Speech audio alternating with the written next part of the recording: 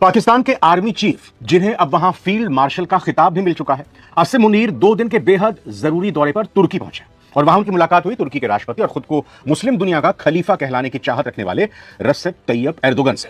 इस मुलाकात से जो बात निकलकर सामने आई है, उसने भारत से लेकर पश्चिमी देशों तक पूरी दुनिया के कान खड़े कर दिए हैं। खबर है कि तुर्की अब सऊदी अरब और पाकिस्तान के बीच हुए उस महासुरक्षा समझौते यानी डिफेंस पैक्ट में शामिल होने के लिए तैयार हो गया है, जिसे कूटनीति की भाषा में इस्लामिक नेटो कहा जा रहा है।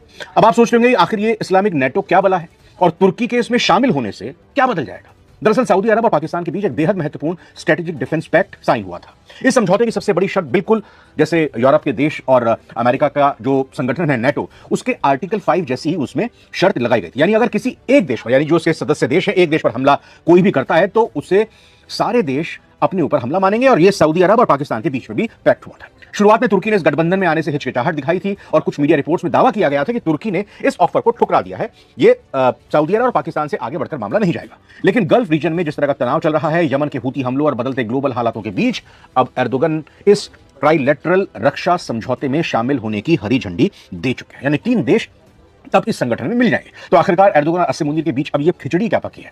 डिफेंस एक्सपर्ट ये कहते हैं कि पाकिस्तान के आर्मी चीफ आसिम मुनीर ने ये जो एक नई डिफेंस डॉक्ट्रिन तैयार की है, एक सिद्धांत बनाया है, इस डॉक्ट्रिन के तहत पाकिस्तान खुद को मुस्लिम देशों का सबसे बड़ा सैन्य रक्षक साबित करना चाहता है। आखिर क्यों? क्योंकि पाकिस्तान के पास वो चीज है जो किसी और मुस्लिम देश के पास नहीं है। जी हां, ठीक पहचाना आपने, न्यूक्लियर बॉम्ब, न्यूक्लियर वेपन। इस समझौते के तहत पाकिस्तान अपनी सैन्य ताकत और न्यूक्लियर अम्ब्रेला का भरोसा सऊदी अरब और तुर्की जैसे देशों को दे रहा है। बदले में उसको क्या मिलेगा पाकिस्तान को? क्योंकि पाकिस्तान तो मशहूर ही है अपना कटोरा लेकर दुनिया भर में घूमने के लिए। अगर वो किसी को दे रहा है, देता हुआ दिखाई दे रहा है, तो फिर बदले में क्या लेगा? तो तुर्की से ड्रोन और एडवांस मिलिट्री टेक्नोलॉजी की जो बादशाहत है, उसमें पाकिस्तान और सऊदी को हथियार टेक्नोलॉजी ट्रांसफर एक तरह से कहें कि होगी या हो सकती है इस पैक्ट के सामने आने के बाद। और सऊदी अरब की अगर बात करें तो इस पूरे प्लान के लिए अरबों डॉलर की फंडिंग यानी पैसे का इंतजाम करेगा। यानी सीधे शब्दों में कहें तो सऊदी का पैसा तुर्की की टेक्नोलॉजी और पाकिस्तान की परमाणु ताकत, मिल गया ना एक परफेक्ट त्रिकोण। 3 चीजें एक साथ आ गई, पैसा, परमाणु बम और साथ ही साथ तीसरी चीज निकलकर आ गई ड्रोन की टेक्नोलॉजी। लेकिन अब सबसे बड़ा सवाल भारत के लिए इसके क्या मायने और क्या भारत को चिंता करने की जरूरत है? बिल्कुल है। भारत की स्थिति थोड़ी पेचीदा है। एक तरफ तुर्की और पाकिस्तान का सैन्य गठबंधन हमेशा से भारत के खिलाफ कश्मीर जैसे मुद्दों पर सुर मिलाता रहा है। तुर्की पाकिस्तान को जो एडवांस हथियार दे रहा है वो हमारी सुरक्षा के लिहाज से एक चुनौती है। ऑपरेशन सिंदूर में भी हमने देखा कि तुर्की की ड्रोन टेक्नोलॉजी का इस्तेमाल पाकिस्तान ने किया भारत के खिलाफ। लेकिन दूसरी तरफ इस गठबंधन का सबसे अहम हिस्सा सऊदी अरब है और सऊदी अरब के साथ भारत के रिश्ते इस वक्त अपने इतिहास के सबसे अच्छे दौर में माने जा रहे हैं। मशहूर एक्सपर्ट माइकल कुगलमैन का भी मानना है कि सऊदी अरब इस तरह के किसी भी सैन्य समझौते को भारत के साथ अपने करीबी संबंधों के आड़े नहीं आने देगा। सऊदी के लिए भारत एक बहुत बड़ा आर्थिक और व्यापारिक साझेदार है और इसीलिए ये इस्लामिक नेटो भारत को निशाना बनाने के लिए नहीं बल्कि मिडिल ईस्ट में अपनी धाक जमाने के लिए तैयार किया जा रहा है। तो कुल मिलाकर बात यही है कि कर्ज के दलदल में फंसे पाकिस्तान को बचाने के लिए छटपटा रहे मुनीर अब एर्दोगन के इस मंजूरी से एक बड़ी कूटनीतिक जीत मानकर चल रहे हैं। तुर्की के इस कदम से मिडिल ईस्ट का पूरा पावर बैलेंस बदलने वाला है। वैसे आपको क्या लगता है? क्या सऊदी, पाकिस्तान और तुर्की का ये नया मिलिट्री अलायंस वाकई जमीनी तौर पर असरदार साबित होगा या आपसी मतभेदों के कारण ये सिर्फ कागजों पर ही सिमट कर रह जाएगा और इसका दायरा क्या और भी मुस्लिम देशों के साथ मिलकर बढ़ सकता है? यानी 57 मुस्लिम देश सब मिलकर क्या एक साथ आ सकते हैं? अपनी राय नीचे कमेंट बॉक्स में लिखिएगा। ये भी बताइएगा कि भारत चुपचाप ये देखता रहे पूरे डेवलपमेंट को या फिर उसको इस पर कुछ रिएक्शन देनी चाहिए। नमस्कार।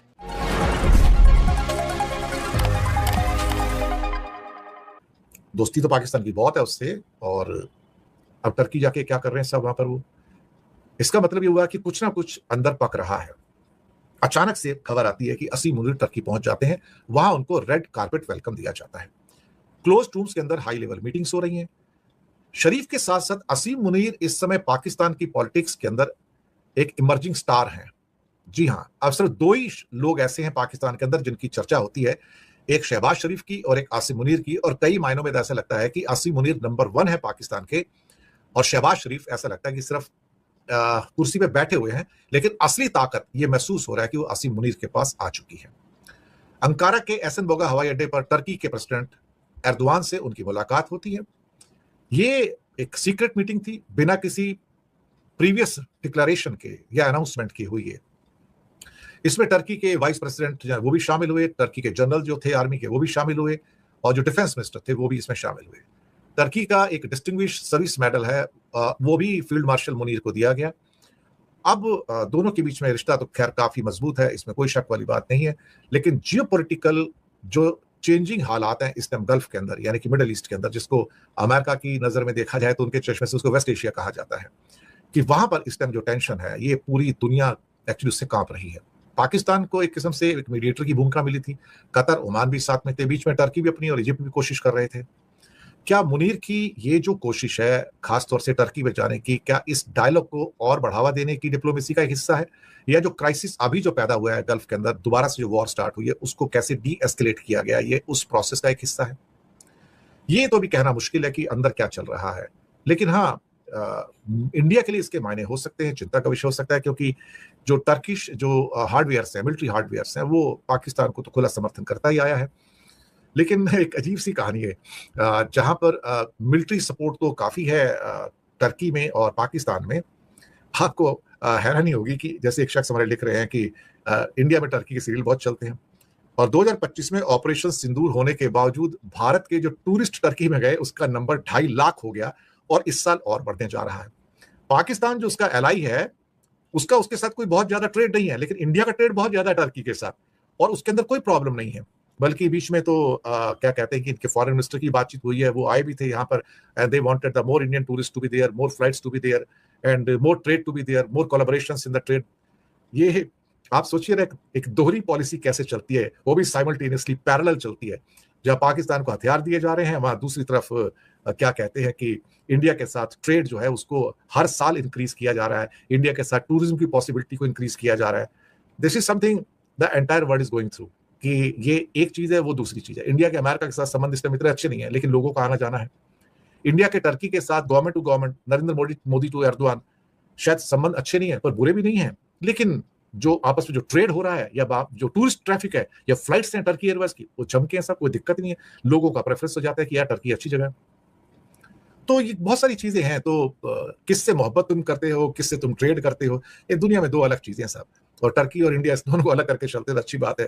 ठीक है, मोहब्बत पाकिस्तान से करते रहिए, ट्रेड हमसे करते रहिए, वो भी चलेगा, नो इशू, एब्सोल्युटली। तुर्की के दौरे पर आसिम मुनीर साहब पहुंचे हैं। जी इस वक्त की बड़ी खबर बता दें, पाकिस्तानी सेना प्रमुख आसिम मुनीर तुर्की के दौरे पर गए हैं 2 दिन के लिए, और आसिम मुनीर के दौरे से मिडिल ईस्ट में अब हलचल पड़ गई है। तुर्की और पाकिस्तान के बीच डिफेंस सहयोग पर चर्चा की उम्मीद जताई जा रही है।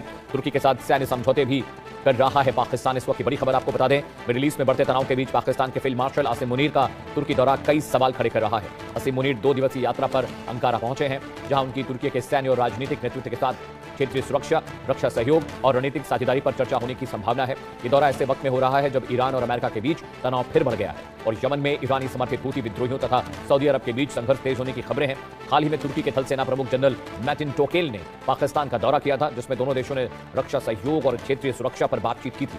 अब आसिम मुनीर की यात्रा को उसी कड़ी का विस्तार माना जा रहा है। कुछ मीडिया रिपोर्ट्स में ये अटकलें भी लगाई जा रही हैं कि यदि इलाके में संघर्ष और बढ़ता है तो पाकिस्तान की भूमिका क्या होगी। हालांकि अभी तक पाकिस्तान या तुर्की की ओर से यह कोई आधिकारिक घोषणा नहीं हुई है कि पाकिस्तान ईरान के खिलाफ किसी सैन्य कार्रवाई में शामिल होगा या उसका कोई विशेष सैन्य प्लेटफॉर्म तैनात किया जाएगा। आसिम मुनीर की यह यात्रा तुर्की के थल सेना के कमांडर जनरल मैटिन टोकेल की पाकिस्तान यात्रा के 1 महीने बाद है। जनरल टोकेल ने मुनीर के साथ क्षेत्रीय सुरक्षा और रक्षा सहयोग बढ़ाने के तरीकों पर बातचीत की है। पाकिस्तान और तुर्की के बीच गहरे राजनीतिक, आर्थिक और रक्षा संबंध रहे हैं। दोनों देश R4 डिप्लोमैटिक फ्रेमवर्क के मेंबर्स भी हैं। इस फ्रेमवर्क का मार्च में मिस्र, सऊदी अरब, तुर्की और पाकिस्तान ने क्षेत्रीय संकटों पर आपसी तालमेल बिठाने के लिए शुरू किया था। सवाल यह है कि यमन की लड़ाई में क्या पाकिस्तान कूदेगा, क्या R4 ब्लॉक ईरान के खिलाफ एकजुट होगा। पाकिस्तान के सीनियर जर्नलिस्ट मोहम्मद मलिक ने यह बात कही है कि यमन की सरकारी सेना ने एयरपोर्ट पर ईरानी विमानों को नहीं उतरने दिया। इस सेना को सऊदी अरब का समर्थन है। जब ईरानी विमान ने एयरपोर्ट उतरने की कोशिश की तो सरकारी सेना ने बमबारी शुरू कर दी। डॉक्टर अजिताब जी मेरे साथ जुड़ रहे हैं, विदेशी मामलों के जानकार हैं। सर बहुत बहुत स्वागत है आपका इंडिया न्यूज पर। तुर्की पाकिस्तान का रिलेशनशिप और R4 का जो फ्रेमवर्क है वो किस तरह से ईरान और मिडिल ईस्ट में जो क्राइसिस है उसको अफेक्ट करेगा सर? बहुत अच्छा आपने क्वेश्चन पूछा अमित जी। देखिए, तुर्की और पाकिस्तान के रिलेशन खास करके रक्षा के क्षेत्र में तो बहुत पुराने हैं और गहरे हैं।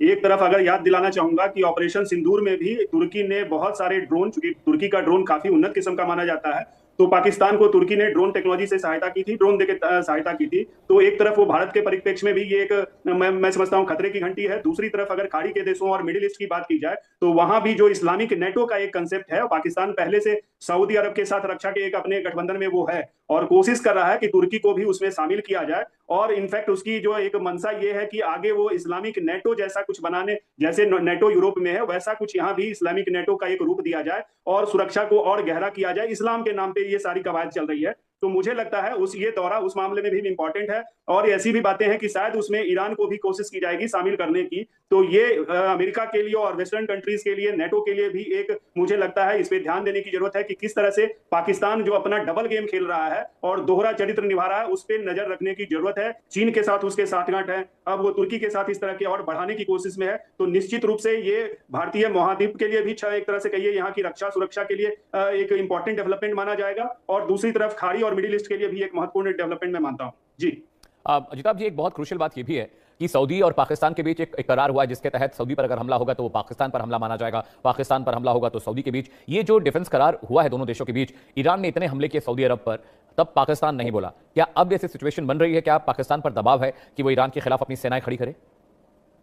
देखिए, उसने, पाकिस्तान ने तो ऑलरेडी सऊदी में अपनी सेना को डिप्लॉय किया हुआ है, भले ही रक्षात्मक हो, वो अटैक की मुद्रा में ना हो, लेकिन उसने अपनी सहायता दी है। अपने जो कह लीजिए कि अपने फाइटर प्लेन्स को भी डिप्लॉय किया है, सैनिकों को भी डिप्लॉय किया है। ईरान के साथ खड़ा होने में एक तरह से, या ईरान के विरुद्ध खड़ा होने, वो पाकिस्तान 4 बार सोचेगा, क्योंकि पाकिस्तान की बहुत लंबी सीमा ईरान के साथ लगती है। वैसे में पाकिस्तान में अस्थिरता बढ़ सकती है, और ऐसे मुद्दे में खास करके जब शिया समुदाय जो ईरान में सबसे ज्यादा है, और पाकिस्तान की सेना में भी 20% से ज्यादा शिया समुदाय के लोग हैं, और दूसरी तरफ चूंकि दोनों एक दूसरे के बॉर्डर में हैं, तो पाकिस्तान नहीं चाहेगा। और अभी देख लीजिए 4 महीने के युद्ध में भी अमित जी, पाकिस्तान खुद के युद्ध के मोर्चे पे तो नहीं आया, ईरान के अगेंस्ट में या ईरान के पक्ष में। अजिताभ, एक बहुत क्रूशियल ये भी है कि तुर्की और पाकिस्तान के भी डिफेंस डील को लेकर चर्चा हो रही है कि कुछ फ्रेश डिफेंस डील हो सकती है। उधर अमेरिका और तुर्की के बीच भी, आपको याद होगा 2 दिन पहले खबरें आई कि तुर्की और अमेरिका के बीच भी डिफेंस डील को लेकर बातचीत हो रही है। ईरान को आइसोलेट करने की कोशिश अमेरिका जरूर कर रहा है, लेकिन जो गल्फ कंट्रीज हैं बहुत डरती हैं ईरान से, शायद इसलिए वो खुलकर डिप्लोमैटिक खेल हो नहीं पा रहा है वहां पर। देखिए अमित जी, इसमें कई सारे मुद्दे हैं। ये इतना जटिल इशू है कि एक तरफ अमेरिका तो हथियार बेचता है, हथियार बेच के वो कमाना चाहता है। कहीं भी अमेरिका गया है, आज ईरान में भी युद्ध हो रहा है, उसके पीछे देखिए उसके कितने हथियार बिक रहे हैं। एक तरफ वो खाड़ी के देशों को हथियार बिक रहा है, दूसरी तरफ वो तुर्की को हथियार बेचने की फिराक में है, और इजराइल को बेच रहा है। तो उसका, अमेरिका का एकमात्र जो उद्देश्य है वो वहां पे व्यापार को बढ़ाना, अपने कंपनीज को फायदा पहुंचाना, और इसीलिए वो हर जगह जाता है। पाकिस्तान और सऊदी की रक्षा साझेदारी पर चर्चा तेज हो गई, जबकि इसी बीच पाकिस्तान के फील्ड मार्शल आसिम मुनीर तुर्की पहुंच गए हैं। आखिर क्या मुस्लिम दुनिया में एक नया सैन्य गठबंधन आकार ले रहा है? क्या पाकिस्तान अब सऊदी अरब की सुरक्षा व्यवस्था में पहले से कहीं बड़ी भूमिका निभाने जा रहा है? दरअसल पाकिस्तान और सऊदी अरब के बीच पहले से रणनीतिक रक्षा समझौता है, जिसके तहत किसी एक देश पर हमला दोनों की सामूहिक सुरक्षा का विषय माना जाता है। इसी बीच पाकिस्तान के फील्ड मार्शल आसिम मुनीर 2 दिन के आधिकारिक दौरे पर तुर्की पहुंच गए। इस दौरे को बेहद लो प्रोफाइल रखा गया, लेकिन सुरक्षा सूत्रों के मुताबिक आसिम मुनीर तुर्की की सैन्य और राजनीतिक नेतृत्व के साथ कई अहम रणनीतिक बैठकों में हिस्सा लेंगे। मुनीर के तुर्की राष्ट्रपति अर्दवान के साथ एक तस्वीर भी खूब वायरल हो रही है।